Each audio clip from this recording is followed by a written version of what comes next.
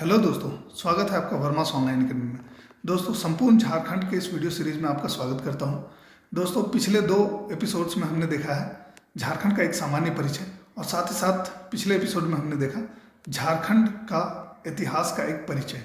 दोस्तों, आज के इस वीडियो में हम लोग देखेंगे झारखंड का इतिहास, प्राचीन एवं मध्यकाल। दोस्तों, यह इस वीडियो सीरीज का भाग 3 है। दोस्तों, इस वीडियो सीरीज में हम लोग देखने जा रहे हैं झारखंड के इतिहास के बारे में, प्राचीन एवं मध्यकाल में कैसा रहा है झारखंड, कौन कौन से आक्रमणकारी जो है यहाँ पर आते हैं और आक्रमण करते हैं, और किन किन अभिलेखों में दोस्तों इसके बारे में जिक्र मिलता है। तो दोस्तों, बढ़ते हैं इस वीडियो में आगे। दोस्तों, जो लोग हमारे इस वीडियो के माध्यम से आज नए जुड़ रहे हैं, उन्हें याद दिला दूँ कि वर्मा ऑनलाइन अकेडमी के द्वारा प्रत्येक शनिवार इसी समय संपूर्ण झारखंड का यह वीडियो सीरीज प्रसारित किया जाता है। दोस्तों, पूर्व के वीडियोस का लिंक मैंने नीचे डिस्क्रिप्शन बॉक्स में दे रखा है, वहाँ से आप इसे देख सकते हैं। दोस्तों, वीडियो अच्छी लगे तो इसे लाइक कर दें, साथ ही साथ हमारे चैनल वर्मा ऑनलाइन अकेडमी को सब्सक्राइब भी कर लें। तो दोस्तों, शुरू करते हैं आज का ये वीडियो, प्राचीन एवं मध्यकाल का झारखंड का इतिहास। दोस्तों, प्राचीन काल के झारखंड के बारे में सबसे पहले हम लोग देख लेते हैं। सबसे पहले दोस्तों आता है कि कौटिल्य के अर्थशास्त्र में झारखंड का उल्लेख देखने को मिलता है। यहाँ पर जो है कौटिल्य ने इस प्रदेश को कुक्कुट या कुक्कुट देश के नाम से अपने अर्थशास्त्र में उल्लेख किया है।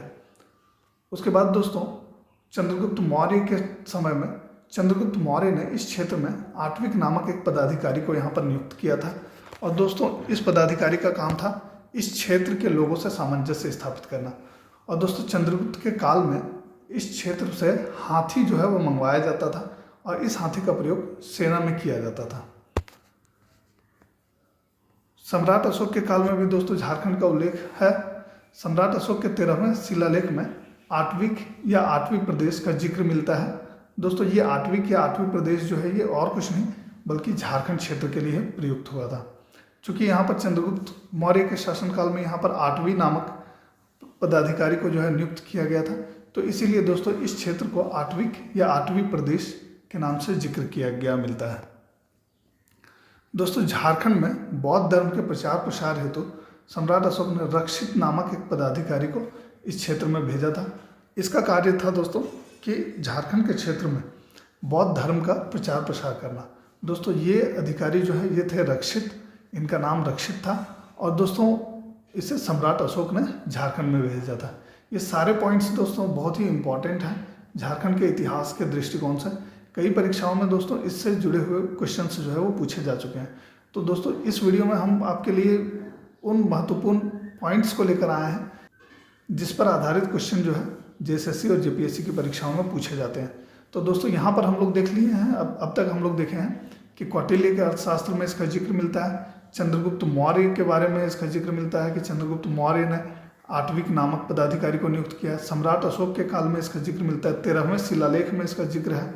13वें शिलालेख में आटविक या आठवीं प्रदेश का जिक्र किया गया है जो इस क्षेत्र के लिए प्रयुक्त हुआ है। उसके बाद आता है कि झारखंड में बौद्ध धर्म के प्रचार प्रसार के लिए सम्राट अशोक ने रक्षित नामक अधिकारी को यहाँ पर नियुक्त किया था, इस जगह में भेजा था। अब बढ़ते हैं आगे, प्राचीन काल में झारखंड के इस विषय में आगे देखते हैं। समुद्रगुप्त के समय में दोस्तों, समुद्रगुप्त के प्रयाग प्रशस्ति में भी झारखंड क्षेत्र का उल्लेख यहाँ पर देखने को मिलता है। समुद्रगुप्त ने अपने प्रयाग प्रशस्ति में झारखंड के क्षेत्र का उल्लेख किया। और दोस्तों, समुद्रगुप्त के प्रयाग प्रशस्ति में भी इस क्षेत्र का उल्लेख जो है वो आटविक नामक राज्य के रूप में किया गया है, आटविक नामक राज्य के रूप में। उसके बाद आता है दोस्तों, इस काल में जो छोटा नागपुर क्षेत्र है, ये छोटा नागपुर क्षेत्र को दोस्तों इस काल में मुरुंड देश कहा गया है। यानी कि समुद्रगुप्त के शासनकाल में दोस्तों छोटा नागपुर के क्षेत्र को मुरुंड देश कहा गया है और इस क्षेत्र का, झारखंड के क्षेत्र का नाम आटविक नामक राज्य के रूप में उल्लेख किया गया है। और ये उल्लेख है इसके प्रयाग प्रशस्ति में, ये इसका उल्लेख देखने को मिलता है। उसके बाद आता है दोस्तों चंद्रगुप्त द्वितीय। चंद्रगुप्त द्वितीय के शासनकाल में दोस्तों चीनी यात्री फाहियान जो है वो भारत में आया था, जो 405 ईस्वी में भारत आया, चंद्रगुप्त II के शासनकाल में। और दोस्तों, इसके समय में भी जो है इस क्षेत्र के बारे में उल्लेख देखने को मिलता है, क्योंकि जब चीनी यात्री फाहियान भारत आया तो उसने इस क्षेत्र का नाम कुक्कुटलाड के नाम से अपने यात्रा वृत्तांत में उल्लेख किया है। तो कुक्कुटलाड के नाम से फाहियान ने पुकारा है चंद्रगुप्त II के शासनकाल में। बढ़ते हैं आगे दोस्तों। गौड़ शासक जो है शशांक, ये इनका साम्राज्य वर्तमान झारखंड, उड़ीसा और बंगाल तक विस्तृत था।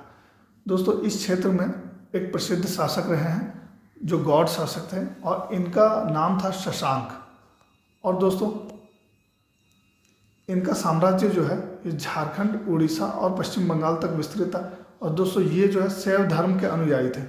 और दोस्तों ये पहले ऐसे प्राचीन कालीन शासक थे जिनके बारे में हमें ज्ञात है, जिसकी राजधानी जो है वो झारखंड के क्षेत्र में थी। दोस्तों ये जो है ये शैव धर्म के अनुयायी थे और प्रसिद्ध शिव मंदिर जो वेणु सागर का जो प्रसिद्ध शिव मंदिर है, इसका निर्माण इन्हीं के काल में किया गया है। बढ़ते आगे दोस्तों, हर्षवर्धन के काल में, हर्षवर्धन के साम्राज्य में राजमहल का क्षेत्र, राजमहल का जो क्षेत्र है ये शामिल था।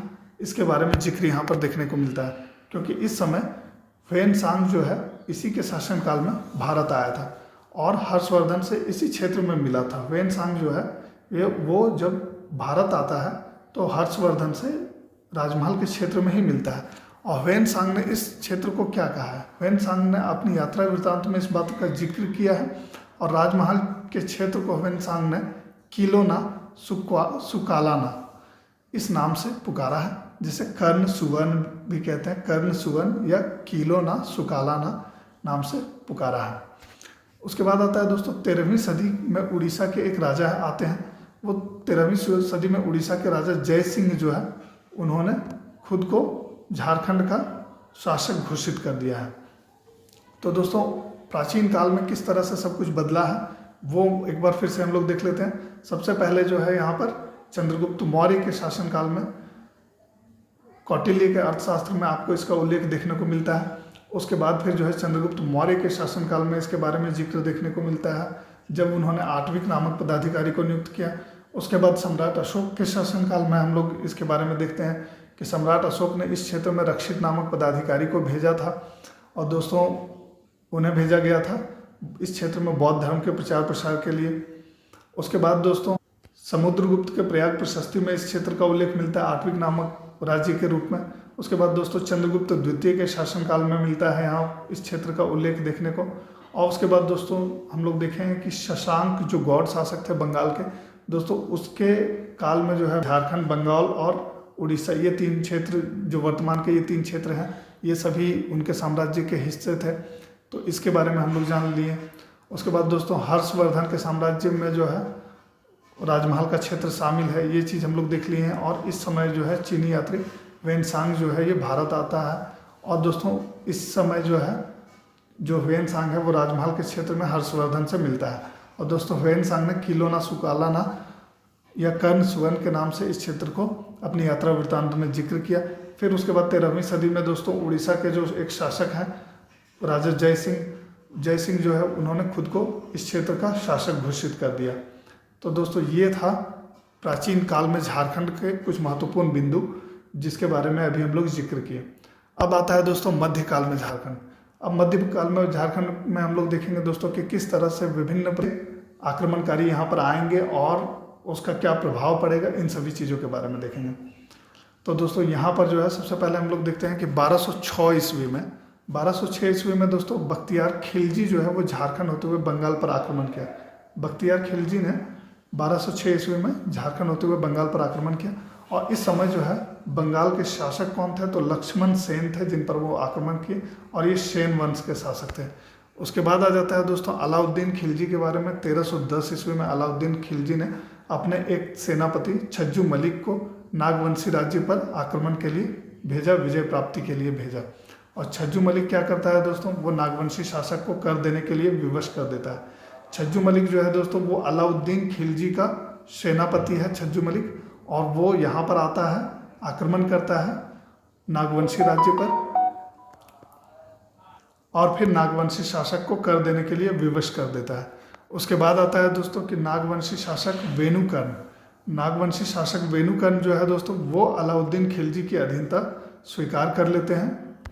और उसके बाद फिर आता है अलाउद्दीन खिलजी के एक सेनापति हैं मलिक कफूर जो है दोस्तों वो दक्षिण भारत के विजय अभियान पर जब निकलता है तो वो इसी क्षेत्र से होकर गुजरता है, जो कि अलाउद्दीन खिलजी का सेनापति है मलिक कफूर। तो अभी हम लोग दोस्तों दो महत्वपूर्ण लोगों के बारे में हम लोग इसमें देख रहे हैं। एक बख्तियार खिलजी 1206 ईस्वी में झारखंड होते हुए गुजरता है, बंगाल के शासक लक्ष्मण सेन पर आक्रमण करता है। दूसरा अलाउद्दीन खिलजी के बारे में हम लोग देखें कि ये अपना सेनापति छज्जू मलिक को इस क्षेत्र में विजय प्राप्त करने के लिए भेजता है। और उसके बाद जो है ऐसा होता है कि नागवंशी शासक वेनुकर्ण ने अलाउद्दीन खिलजी की अधीनता जो है वो स्वीकार कर ली। उसके बाद अलाउद्दीन खिलजी का ही एक सेनापति जो है मलिक कफूर, ये झारखंड होते हुए दक्षिण भारत की विजय पर निकलता है। दोस्तों बढ़ते हैं अब आगे दोस्तों मलिक कफूर के बाद अब यहाँ पर आता है दोस्तों कि मोहम्मद बिन तुगलक का सेनापति मलिक बयां, ये हजारीबाग क्षेत्र तक आ पहुँचा था। यानी कि मोहम्मद बिन तुगलक का जो सेनापति है मलिक बयां, ये हजारीबाग क्षेत्र तक आ पहुँचा। और इस समय नागवंशी शासक कौन थे? तो राजा हरिकर्ण था। इस समय नागवंश शासक जो है वो राजा हरिकर्ण थे। अब उसके बाद क्या हुआ? फिरोज शाह तुगलक के टाइम में दोस्तों बंगाल के शासक शमशुद्दीन शाह को हराकर हजारीबाग के क्षेत्र सतगावा क्षेत्र पर जो है इन्होंने अधिकार कर लिया। फिरोज शाह तुगलक फिर आक्रमण किया दोस्तों, और वो बंगाल के एक शासक हैं शमशुद्दीन शाह, इनको हराकर इन्होंने हजारीबाग के सतगावा क्षेत्र पर अधिकार कर लिया। आगे देख लेते हैं। लोधी वंश का जो है दोस्तों झारखंड पर कोई विशेष प्रभाव नहीं पड़ा, और इस समय के झारखंड के जो नागवंशी शासक थे इस क्षेत्र के, वो थे प्रतापकर्ण, छत्रकर्ण, विराटकर्ण। दोस्तों कई बार इस तरह से प्रश्न पूछा जाता है कि जब लोधी वंश का शासन चल रहा था, जब लोधी वंश का काल चल रहा था भारत में, तो उस समय नागवंशी शासक कौन थे? तो यहाँ आपको ध्यान रखना है प्रतापकर्ण, छत्रकर्ण और विराटकर्ण। प्रताप, छत्र और विराट, ये तीनों जो है ये नागवंशी शासक थे दोस्तों। इसी तरह फिरोज शाह तुगलक के बारे में आ सकता है दोस्तों कि फिरोज शाह तुगलक ने बंगाल के किस शासक को हराकर हजारीबाग के सतगावा क्षेत्र पर अधिकार कर लिया था? तो आपको नाम याद रखना होगा शमशुद्दीन शाह। और दोस्तों मोहम्मद बिन तुगलक के बारे में भी इसी तरह से आ सकता है कि मोहम्मद बिन तुगलक का सेनापति कौन था जो हजारीबाग तक आ पहुंचा था? तो इसका सेनापति जो है ये मलिक बयां था। और इस समय नागवंशी राजा कौन था? तो नागवंशी राजा जो थे वो राजा हरिकर्ण थे। देखते हैं आगे दोस्तों आदिल शाह द्वितीय जो है उन्होंने अपनी सेना को झारखंड भेजा था, और इसे झारखंडी सुल्तान के नाम से भी जाना जाता है। आदिल शाह द्वितीय इन्होंने अपनी सेना को झारखंड भेजा था, और इन्हें जो है इन्होंने झारखंडी सुल्तान की पदवी धारण की, इन्हें झारखंडी सुल्तान के नाम से भी जाना जाता है। दोस्तों कई बार परीक्षाओं में पूछे जा चुके हैं कि झारखंडी सुल्तान के नाम से किन्हें जाना जाता है? तो यहाँ पर दोस्तों सही उत्तर होगा आदिल शाह द्वितीय। तो ये था दोस्तों संपूर्ण झारखंड के इतिहास का एक भाग, प्राचीन एवं मध्यकाल। दोस्तों प्राचीन एवं मध्यकाल के बारे में हमने प्रयास किया है कि जितने भी महत्वपूर्ण पॉइंट्स हैं इन सभी को समाहित किया जाए। दोस्तों इसमें मुगल कालीन झारखंड के बारे में जिक्र रह गया है। वीडियो चूँकि काफ़ी लंबा हो जाएगा, इसी चीज़ को ध्यान रखते हुए मुगल कालीन झारखंड के बारे में हम लोग अपने इस वीडियो सीरीज़ के अगले भाग में इस पर चर्चा करेंगे। तो दोस्तों आज के लिए बस इतना ही। उम्मीद है आपको ये वीडियो अच्छा लगा होगा, इन्फॉर्मेटिव लगा होगा। वीडियो पसंद आई है तो इसे लाइक कर दीजिए, साथ ही साथ हमारे चैनल वर्मास ऑनलाइन अकेडमी को सब्सक्राइब भी कर लीजिए। धन्यवाद।